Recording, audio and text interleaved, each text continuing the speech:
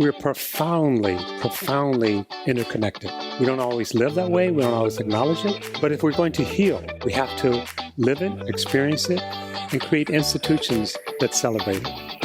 Can we create a we where no one's on the outside of it? Welcome to the Uplift with Zedek, real talk for real change. Before we jump in, a quick reminder of why we're here and what we hope to achieve. We're here to build authentic community relationships and help fuel social transformation in Asheville, North Carolina. We believe collective liberation is not only possible, but probable as we share, listen, and learn together.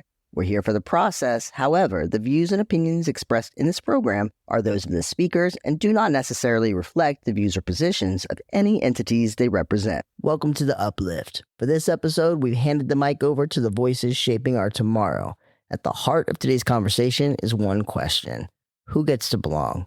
Our youth panel is unpacking immigration identity and the meaning of community, all in their own words and from their own experience. Let's jump in. Today, we are lifting the voices of our youth. I'm your host, Carmen, and today we're tackling a big one: the impact of the Trump presidency on our country and world.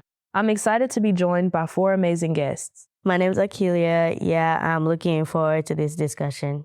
My name's Ardea, and thanks for having us, Carmen. My name is Jimmy, and thank you for having us on this podcast. My name is Kayde-Mae, and I'm thankful to be here. So when it comes to the DEI policies that have been stripped away or targeted in this administration, what do y'all think about diversity, equity, and inclusion? And what does it mean to you? And why do you think it's important? Even if we're separated, we should have access to the same opportunities. I believe that diversity, equity, and inclusion is something that's very important for the United States to come together as a whole, because diversity allows for different settings to be. Diversity, equity, and inclusion to me means that everybody gets an equitable chance and opportunity, no matter their skin color, height, or weight.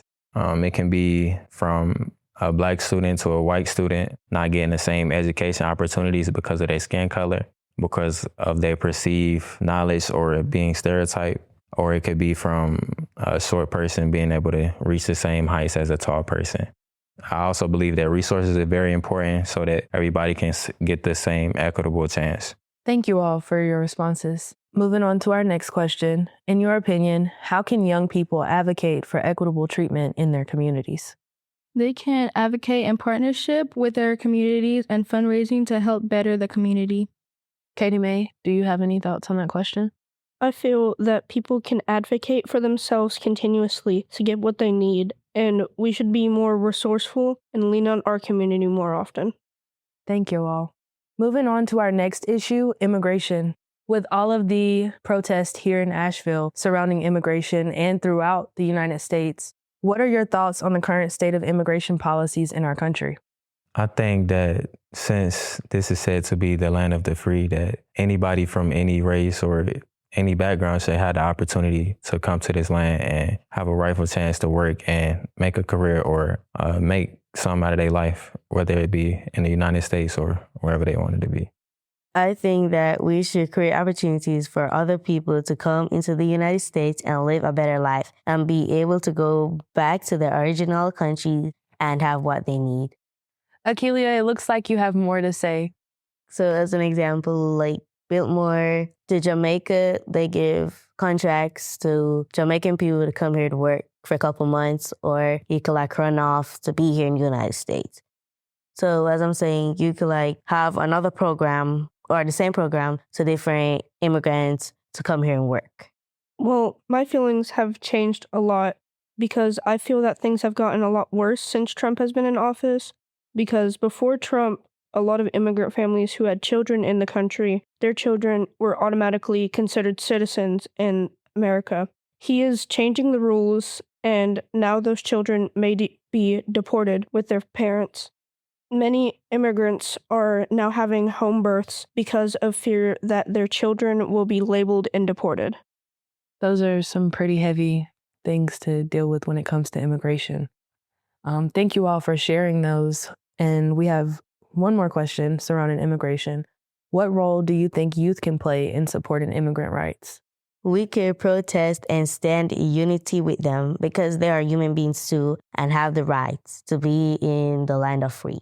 We can educate ourselves on immigration policies and rights so we are better prepared to support our peers.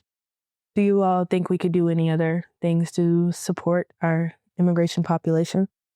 We could do like a fundraiser to help them, like to process stuff. So if they want to go back to their original country, we could do like a fundraiser or a yard sale to give them the money so when they go back to their country, they have what they want or need. So the children can have a better education, they can have a better workspace and everything. Thank you all for your responses.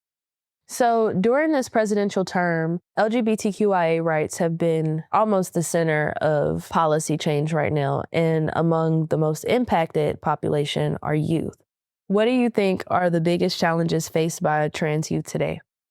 I feel like they don't feel accepted by their families and communities because people like to judge and parents don't really agree with them transitioning or being a part of the LGBTQIA community, and people like in schools like to bully them because of it. And I feel like that's one of the main challenges. I agree with that too. I feel like a big problem is that they don't feel like, or the society is not supporting them to the point where they feel like normal. It's just natural to just go to school and just meet new people without them having a extra judgment or opinion on you because of a decision that you decided to make that was maybe best for you. And they might not ever understand that because they're not in the same shoes as you are. How do you all think the current presidency has impacted how comfortable trans youth are? Personally, I don't believe that Trump or someone in that higher power should be able to tell people what to do with their own bodies. Because if you're not comfortable in the meat sack you're stuck in, you should be able to change it. Because if you go out and you buy clothes that don't fit right or have the wrong type of fabric, someone shouldn't be able to tell you, no, you have to stay in those exact clothes. You should be able to go out and change what you need. I totally agree with that. I feel like just because you're higher up doesn't mean you can dictate what younger or people on a lower level is trying to do with their bodies or how they're trying to change, because some kids, they're still trying to find themselves too, and they really go off based off what their parents want and not really what they want. So when they try to go to what they want, the president and people in higher grounds are dictating that, and they're more scared to come out now. Thank you all for your responses. We have one more question regarding LGBTQIA rights. In your view, how can we foster acceptance and understanding of trans identities among young people? Well, I feel it's their choice to be who they are. And we are all humans, so we shouldn't judge one another. If that makes them happy, they should be able to choose that. And other people should not be able to make that decisions for them. Yeah. And most trans people aren't comfortable in their own skin. For example, a lot of people have come to the understanding that they aren't comfortable with the gender they were assigned with at birth. And other people shouldn't be bothered with their decisions because it's not affecting them, but the person who's transitioning. I agree with that one too. It's like what I said before. People shouldn't dictate what you want to be or anything. If you're not comfortable with the gender you are, then you can transition. It's not their decision, but it's yours because it's your body and you know what you want. Y'all nailed it. After our questions surrounding DEI, immigration, and the LGBTQIA community, would you all like to add any final thoughts? Akelia, let's start with you. I feel like if you made a choice, if you want to change it, you can. It's your choice. Nobody have that power or option to change it for you. It's who you want to be and who you are destined to be. Thank you. Jimmy? I'm just thinking that freedom of choice should be something that's normal. You should be able to travel if you want to. You should be able to change something about you if you want to. It's an option that should be up to you. Adea?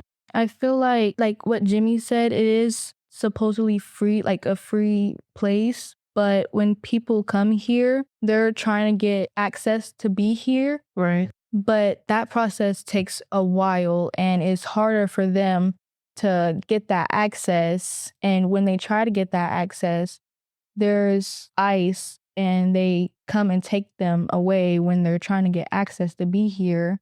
And what Akelia said also, you shouldn't go off on what people want you to be. If you want to be something, then you can be something. And you shouldn't let nobody dictate on what you want to be. You have a voice to advocate for yourself, and you should definitely use it. Thank you, Aldea. Kayde-Mae? Yeah, I've agreed with this entire conversation. Plenty of people have voices that don't speak out and keep it in their head.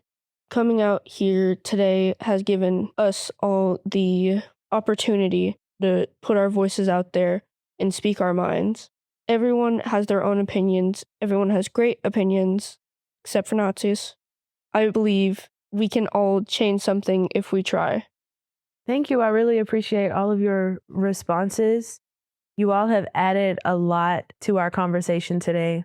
Thank you all for being a part of this conversation. It's really important to me to hear from the youth about these topics, being that I don't hear a lot of people in my age group talking about DEI or immigration, especially LGBTQIA rights. I think these are topics that we should all be talking about more often and be bringing youth into this conversation to hear their voices.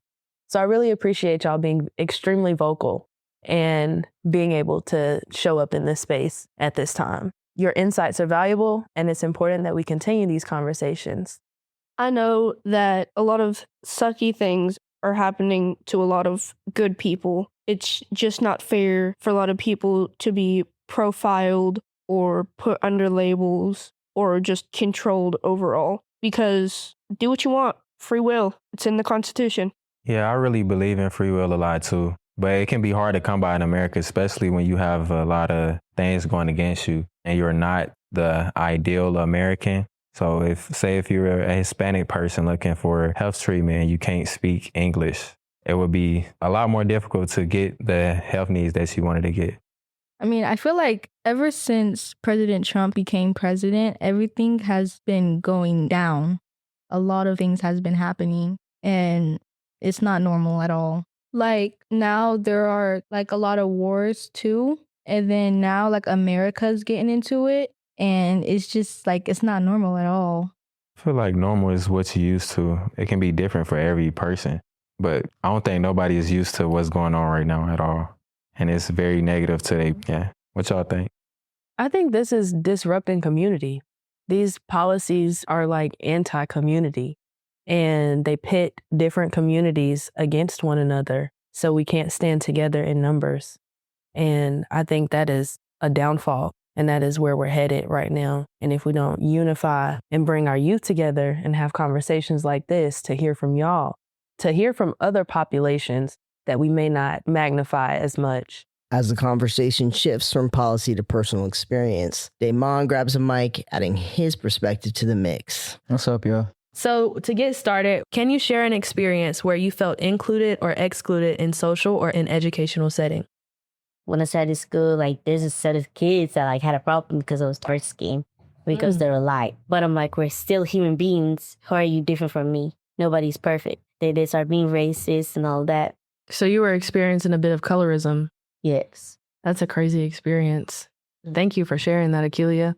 And I can relate to that a little bit too. I kind of experienced the opposite of that. So I get the "you're not black enough" or "you're not dark enough" comment way too often when I was in school. And people used to make fun of me and try to say that I was white. So I used to have a lot of arguments and a lot of big feelings about like just not feeling accepted by either community that I was a part of, both of them. So I've had similar experiences. I've actually talked more with youth about their experiences with colorism and like their negative images of themselves.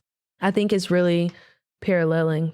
In our generation, we thought, okay, maybe younger kids won't experience this, but they still experience it. And it's scary because nothing has truly changed when it comes to like middle school dichotomy and like what kids experience and what they create in their own communities. So Akelia and Daymon, thank you again for sharing. Moving on to our next question. What role do you think social media plays in shaping perceptions of diversity and inclusion? Since COVID-19, like how a lot have changed by our president and everything. But social media is really like a strong topic to talk about because like it helped our community and also harm their community. I believe that social media is taking a hard toll on kids and younger individuals because, like, it is somewhere they can put stuff out and express themselves, but also people behind screens can just, like, throw insults and accuse people of things. They can just be, like, super rude to people trying to express themselves, Right. but they can't have any repercussion. Like there's no direct consequences for someone being mean online, right? Yeah, because you can't really pinpoint it. So social media has had a hard toll on kids because of its negative influences. Yeah. So what are some other ways social media plays a role in the lives you all live? This generation grew up in social media, and certain stuff that we should be seeing, we're seeing. Mm-hmm. What is your opinion on peer pressure when it comes to social media? Well, I'm different. I'll say that. People can't really influence me to do stuff, but that's my choice if I want to follow them. I'd rather be a leader than a follower, but everybody's different. Everybody's human being. People make mistakes, and you can grow from your mistakes. I agree. I definitely agree. I feel like social media is beneficial and harmful. Just for example, I'm 25 and I receive bullying or hate speech online all the time where people are coming underneath my comments or under my posts just to spread hate when they really didn't have to. They just decided today is the day they're going to take time out of their day to be mean to somebody else. And then I also have the other end of it where, like, I post something and I receive a lot of love and it makes me feel good. It gives you those feelings of like, oh, I feel supported. But with our youth, social media is doing more harm than good, simply because it's taking away from that finding your true self or your own identity. I definitely can see both sides. I agree with you. I think social media has like entrenched the younger generation in like things that they are not equipped with digesting and even using to their own volition. I think that's incredibly dangerous and a threat to like even your own like expression. Like you were saying, like they don't even have their own avenues of exploration because they're entrenched in what everyone else is producing and putting online. And that changes their perceptions and it changes how they interact with one another. I would say that social media plays a large role in shaping diversity and inclusion because it sets the tone for what is acceptable diversity-wise. It tells the youth what is acceptable and they move on those concepts. And even then, just to add to that, there's this thing about like how the algorithm will work against you when it comes to trying to get your content where more views. And there's a lot of like talk with Black creators on TikTok or people of color where they feel that that social media platform is less likely to promote their content versus non-people of color who get a lot more views, or they don't have to pay to promote their posts for it to get the same amount of audience. So I definitely agree, even with just like in the apps themselves, diversity and inclusion could be a little better for sure. Thank you for that. What resources or support systems do you believe are essential for the well-being of the youth? A lot of support systems that are actually helping youth are things that are preparing them for their next step in life, like giving them school supplies or giving them resources to make money, or the food connections truck that comes down to the church and hands out free dinners so people can save more on other things they need and just like help boost people up so they can actually make a living. At Grace Convenient, they have resources that they give us stuff for the community. And every Wednesday at William Randolph, they got catering and school supplies for homes. Y'all have recognized community centers where you can access resources. Are there any resources that you all are using now? Kids are using mental health resources because some kids struggle with mental health and they like don't want to talk to like parents or families about it. Are there any other resources? There's a resource room at my school. They have clothes, food, shoes, book bags, all different types like that. When I was in school, they had these things, but they were like, you got to be like down bad. Down bad. Like your family has to be like struggling to have access to the resources. I think one thing I recognize now is that there's more preparation before families get there to where they're absolutely struggling. There's more support before families get to their last resort. And there are more organizations like YTL y'all are actually partaking in a resource that enriches youth over the summer to bridge gaps and propel you all forward in the upcoming school year. What do you think are some of your biggest challenges in your life, in your daily life? Rolling out of bed. Why is that hard for you, Kayde-Mae? Because I know outside of my room, there's people and judgmental looks and loud noises. And I'd rather stay in a safe cocoon. Glad you shared your perspective. Anyone else? What are some challenges you face daily as a youth? People being disrespectful. About the color of your skin, the way you look, the way you act. Getting hate. What kind of hate? Because like some people think that like young people don't have like mental health challenges and stuff. They don't know nothing about it. But like kids, they have like a lot of stuff like they have to like carry on their backs and stuff. And it'd be hard for them sometimes. And people don't think they have like mental health issues. Right. I would like to add that there is a lot of dismissal of youth's emotions. I know I say, and some of my peers say, kids have big emotions, but small bodies. And we kind of shrink our emotions and we kind of sit on them longer because we think we're older and we think we can deal with them better or bear the fight longer than we have to. So I think it's important that you just shared that, Aldea. It's important that we give youth the microphone and have an opportunity to speak about how they feel and how the world around them is moving and how they think that impacts them and if they think it impacts them. Because there's a lot of stuff happening in the world right now that some people are extremely removed from. So I think it's great that you all are in tune and present in the conversation. I have a question to add to that one. In y'all's current daily lives, do y'all feel like y'all emotions matter? I do feel like my emotions are made important by other people because I have a lot of good friends that'll advocate for me even when I don't. And I do the same for them because I'm scared of conflict when it's towards me, but I will stand up for other people. It's really kind of weird because I hate talking about myself, but if my friend needs help, I'm going to stand up for them.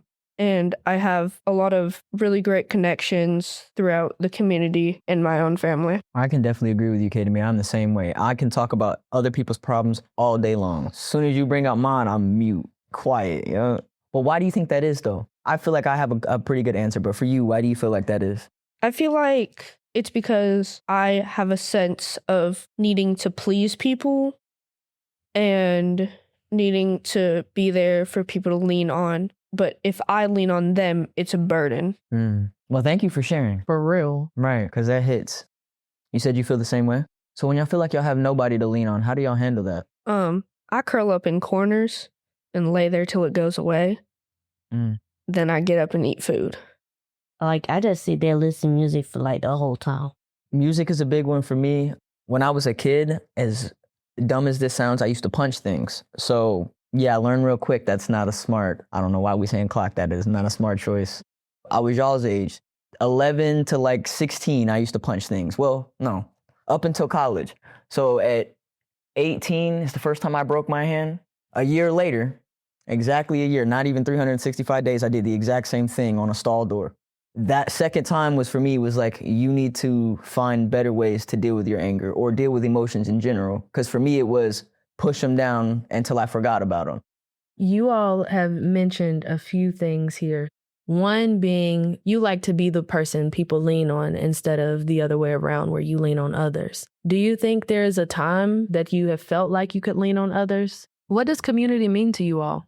People that are there for you when you need help or support. Coming together as one. So you all shared that you feel sometimes like a burden or you don't want to be a burden to your friends or to your community. So I would like to correct something here in this little setting here. There's so much more that you all can do. It's extremely disheartening to hear that you all sometimes feel like a burden with your big emotions and your little bodies, because you're entitled to just as much freedom to speak as we are as adults. And that's why you all are here today, because we value your opinion and we value your thoughts. We value your voice. We value your experiences. And that's something that we would like to hear more of, because a lot of times, I was speaking about this previously, we don't give kids the light that they deserve to change the world, because we have the largest opportunity to learn from the youth. And that's one of the opportunities we neglect the most, especially when it comes to like forming policies and forming larger senses of community. We do more to keep our kids busy instead of hearing from them and truly allowing them to have an impact on what we've got going on in community. So I really want to applaud you all for being here and sharing your experiences with us, because it's really important that you do. And I hope that being here will change your perspective on your role in changing your community, because you have a very large one.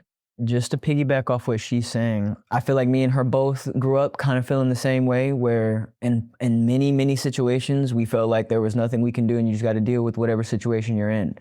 Sometimes that will be the case and it'll just be, it is what it is. But most of the time, like she was saying, you have power. You have power in every community that you're in to be a part of that community and to implement change if you want to. So for example, in your school community, if you feel like there's something unfair happening, use your voice, speak on it. And it could be in different ways. It could be make a little petition and go around and get different classmates to sign it to let them know that, hey, class monitors should have to follow the same rules as non-class monitors. If you make enough noise, you take it to the principals, you can change the whole narrative of the entire school just by one voice stepping up and collecting and making and meeting other voices, and then y'all coming together. The way society is set up is, yes, we're supposed to feel like we have no power. You have power, you just got to learn ways and use your ways to make that power be known. I will also add that there's strength in numbers. And you don't know other people feel like you feel until you get to talking to other people. You don't know other people are in the same boat as you until you get to talking to them. That's why it's extremely important to connect with your community. That's why it's extremely important to connect with the youth and connect with other youth, because y'all go through some of the same experiences. And it's important for you all to connect with generations that are far off from you, because they'll teach you things and prepare you for things that you may feel already charged with changing. So again, thank you all for sharing your experiences and being open to change and being open to being part of that change. Again, thank you all for being part of this conversation of reaching out to the youth to hear about your experiences, the way you all cope, the way you all navigate diversity, equity, inclusion, your perceptions of these things, your perceptions of community. These things are extremely valued in this space. We want to thank our listeners for tuning in to Uplift and hearing our youth be uplifted today. Again, my name is Carmen, and I'm here with Daymon. What's up, y'all? Thank you for listening. Aldea. Thank you for having us. Akelia. Thank you for having us. And Kayde-Mae. I want to go home. Kayde-Mae, get it together. It works. I feel like you got to keep that. That's offensive. I feel like you got to keep that in. To our listeners, remember that your voices matter in shaping a more inclusive and equitable world. Until next time, stay informed and stay active.